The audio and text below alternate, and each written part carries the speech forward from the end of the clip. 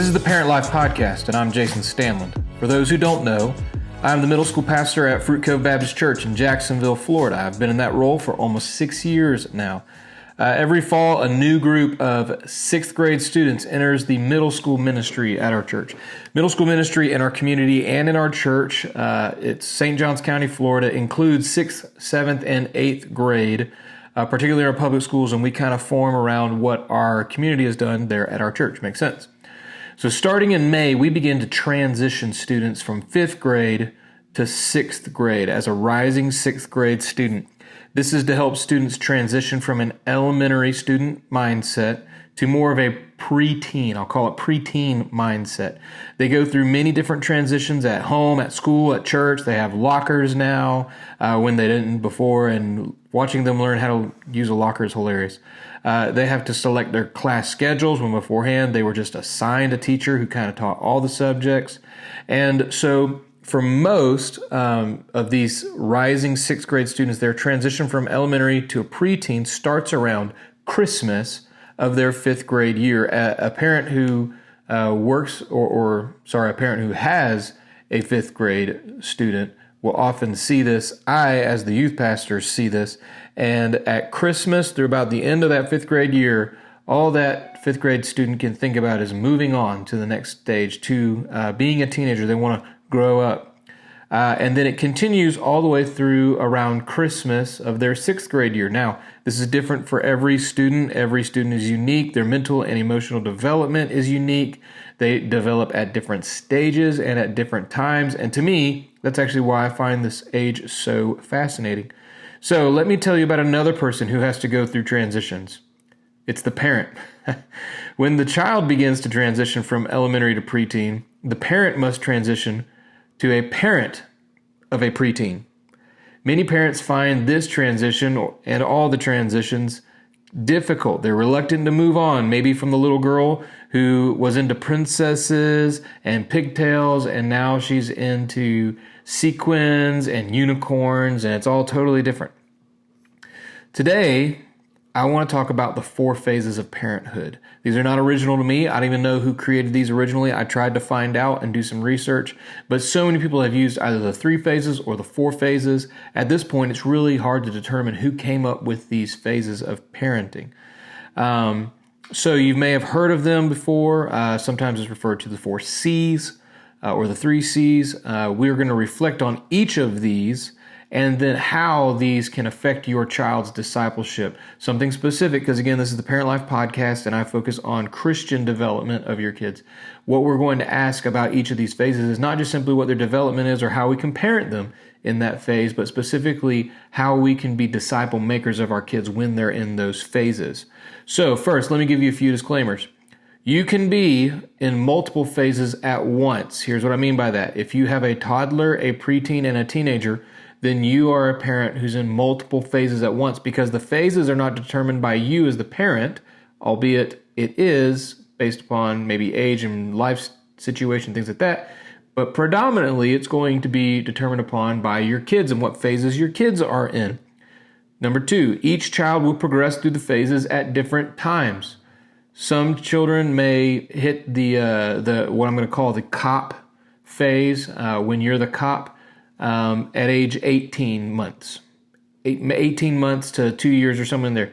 Others might phase into that later in their 2s. We've heard about the terrific 2s, or also known as the terrible 2s, or a 3-nager. It just depends on when your child develops, and also your child's disposition and personality as to what challenges you're going to face. Again, all these are fascinating. And then here's my last disclaimer I want to give you. You will be better at one phase than the others. And so for me, I will say, I have little kids and I have elementary kids. I do not have teen kids, and I do not have adult kids yet. And so for me, I don't feel like I've been necessarily stellar at either of these 2 phases. So I feel like maybe I'm coming into my best phase yet. When they turn teenagers. I don't know. Maybe that's just my disposition. But many parents just adore little babies. And that's why you have them maybe serving in the nursery or something like that, because they just adore little babies. That's their favorite phase. to be in. So let's talk about the 4 phases and then how we can apply them as parents. So the first phase is the caregiver phase. Pretty self-explanatory. These phases are determined by your children's age, okay? And so your children's age is going to be 0 to 2 years old-ish. And remember, there's lots of ish when it comes to this, okay? Again, this is different for every child. So if your kid hits 18 months and they move out of that caregiver stage, that's totally normal for them. If it's maybe even 3, that's totally fine. Some kids learn to speak before others. This is a great example because speech and the ability to communicate is a great indicator to your child's phase. If they are speaking really well and forming sentences and thoughts, then they're probably already past the caregiver stage, okay? So in this phase, you're primarily concerned with supporting the needs of the child. The child's needs are shelter, protection, food, love, etc. You get the idea. Do not misunderstand me. I am not saying that your child is not learning in this phase. Your child is learning immensely, but their will hasn't fully developed yet. The child gets very little choice in his or her daily routine. The child will sleep for longer portions during her life at this phase. The child will be more interested in being held or being rocked during this stage because they're not overly what we call busy, okay? Many parents love this phase for the snuggles, the giggles, the choosing of outfits, and so on. And this certainly is a very fun phase, but it's also the shortest phase. Again, it could be 18 months to 2 years at most. All the other phases are much longer than this one. So this means that a parent must establish him or herself as the primary source of love, affection, wisdom, and basic needs to their child in a very short period of time. Now, when that applies to discipleship, you need to establish a love connection, an affection connection, a heart connection, if you will, that you're going to build on.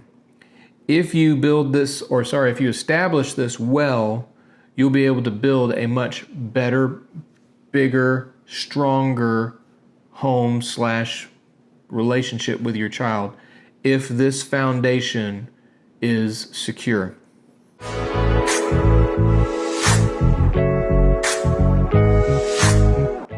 All right, let's go on to the next phase. That's the COP. The second phase is the COP phase. The child has finally developed his own will, and it's very obvious. This phase is generally marked by a battle of wills, maybe by tantrums or the like of that. The stage generally starts when the child grasps the concept of no, the concept of mine, and you begin to hear that word. That becomes their favorite word in a very short amount of time. However, throughout this phase, a child is a concrete thinker, and they lack the mental capacity to understand the moral underpinnings or the reasonings for the rules, hence why you're a cop at this stage.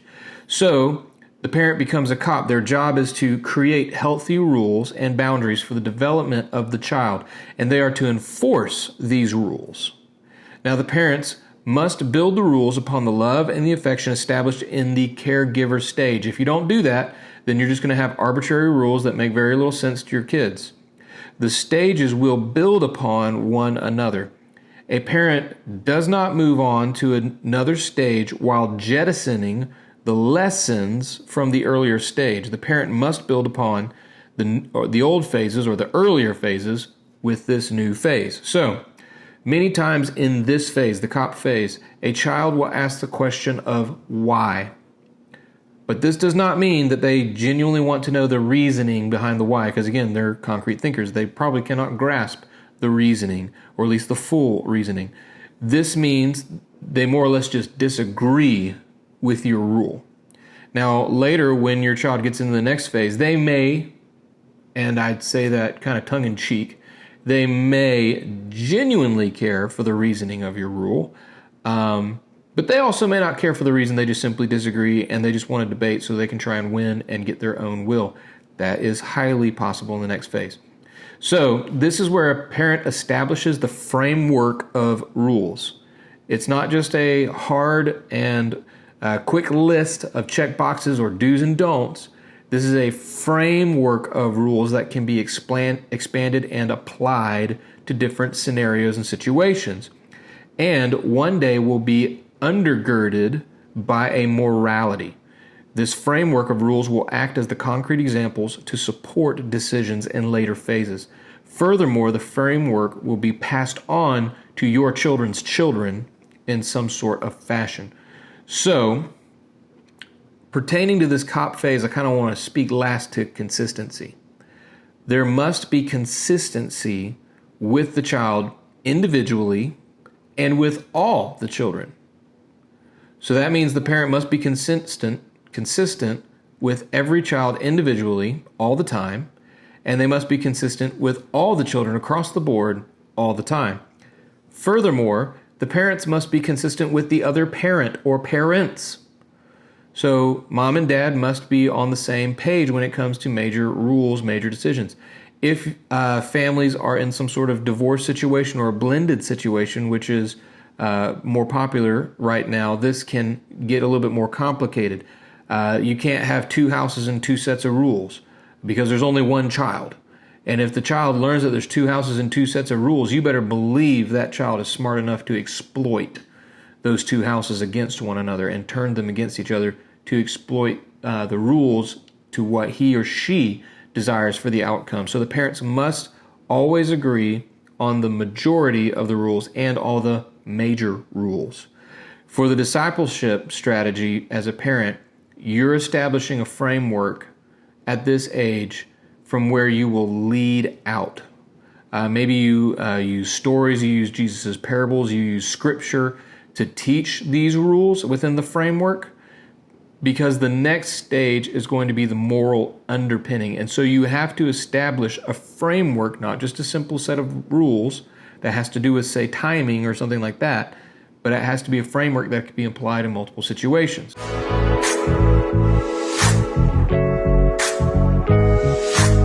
So, phase 3, the coach. The coach phase begins with the onset of puberty. Now, who knows when that's going to be for you or your kid? This is often between 5th and maybe 7th grade, but that could be earlier for girls, that could be later for guys, and it depends entirely on your child's rate of development. With the onset of puberty comes the ability to think abstractly. Abstract thought becomes very important because now children begin to seek out the morality and the reasons for the rules learned in younger years. A parent should not shy away from this phase. The COP phase is more like a referee. The referee's job in the game is to enforce the rules. You only hear a referee speak up when a whistle is blown or a flag is thrown. If a parent hangs on to the COP phase too long, they become the negative person who all they do is blow whistles and throw flags. You do not want to be that person. You want to migrate to the coach. Why? Because there are no deep emotional ties to referees. There are deep emotional ties for the players to their coaches. Why? Because the coach is the one who teaches the players how to play the game. In the preteen, especially the preteen to teenage years, the parent builds upon the rules by coaching their child. This phase should be marked by a lot of conversations that explain morality or the reasons for the rules. Again, the framework is still there, built upon a foundation of love and affection and heart connections. This is a critical opportunity for parents to develop a biblical morality for their children. The conversations about morality should go hand in hand with faith. If there's ever a decision that needs to be discussed, discuss it in the context of faith. If a moment of discipline arises, ask yourself as a parent, how would Jesus disciple my son in this moment instead of how would Jesus punish my son? Or how would I want to punish my son? Very often in my own personal life, those are not the same things.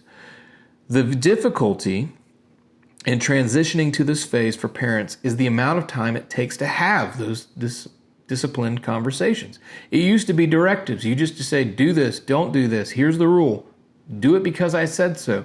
But now in this phase, because I said so is no longer good enough. Now, let me put a caveat on that. Because I said so is good enough. Sometimes your teenager, your preteen doesn't have to know all the reasons why. And because you are still the parent, because you say so, is good enough. But in the discipleship context, it's not. You need to be explaining to your teenager why you're making certain decisions, because that teenager is going to take the framework, he's going to take the morality that you teach him or don't teach him, because ultimately, whatever you teach him either in word or in deed or the absence by not doing anything through, say, passivity, you will disciple your child to parent similarly. So from a discipleship perspective, this is the phase that is intentionally spiritual for parents. Because with the ability of abstract thinking comes the ability to develop a worldview and a self-identity. Not only should this phase include a lot of discussions about morality, parents should seek to explain the spiritual aspect of morality. This is the key age when parents pass on their faith to their children. And it starts preteen. As a middle school pastor, I reaffirm this over and over. It starts as preteen. If you wait until the teenage years, you are at a deficit already. So here's a great practical tip. Do not make the lessons about morality always about the child, and especially when the child is participating in poor behavior, because then that's going to be coupled with discipline. And every time that these conversations come up, it's going to be about their negative behavior or their negative discipline or punishments or things like that. And so then these conversations inherently become negative to your child. Here's a simple idea. When you have to make a major decision in front of your children, explain why you're doing it. Whether it's good, whether it's bad, whether you have to own up to a mistake that you made, or whether it was a good decision you made, explain why you made that decision. Because now it's not about them, it's about you. And they will be fascinated just to know how your mind works. You want your child one day to make decisions for themselves. Therefore, as you explain your decisions, they're going to learn the whys so that one day they can create their own framework of rules and morality to go forward in their life. So your child eventually will make all the decisions for their life. Therefore, towards the end of this coach phase, you want the child to make more and more decisions. As they mature and prove their ability to make good decisions, they should receive the opportunity to make more decisions and more substantial decisions.